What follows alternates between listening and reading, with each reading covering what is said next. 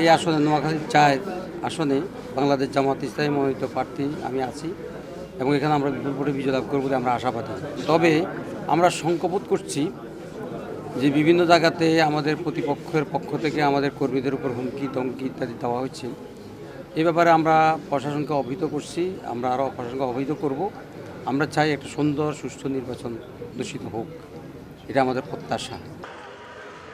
শুধু নোয়াখালী সদর না, সারা দেশব্যাপী যে দাঁড়িপাল্লার গণজাগরণ সৃষ্টি হয়েছে, গণজোয়ার সৃষ্টি হয়েছে, এটাও সদর সুবর্ণচর এই আসনের বিচ্ছিন্ন কিছু না। ইনশাল্লাহ আমরা শতভাগ আশাবাদী এখানে আমাদের বিজয় নিশ্চিত ইনশাল্লাহ।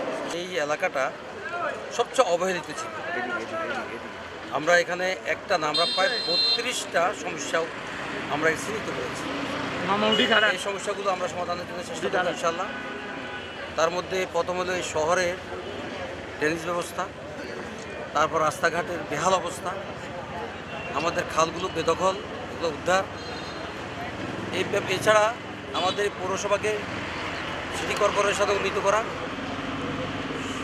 সুবর্ণচরের পৌরসভা প্রস্তাবিত পৌরসভা স্থাপন করা এবং বিমানবন্দর, যেটা আমাদের এই এলাকার জনগণের সবচেয়ে প্রাণের দাবি, এটা প্রতিষ্ঠিত করা।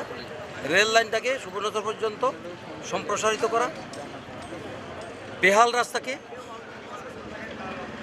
মানুষের চলাচলে আনা। এছাড়া আরও অনেকগুলো সমস্যা সমাধান আমরা চেষ্টা করি স্বাস্থ্য ব্যবস্থার ব্যাপারে এবং মানুষের শিক্ষার ব্যাপারে আমাদের কত পরিকল্পনা আছে ইনশাআল্লাহ।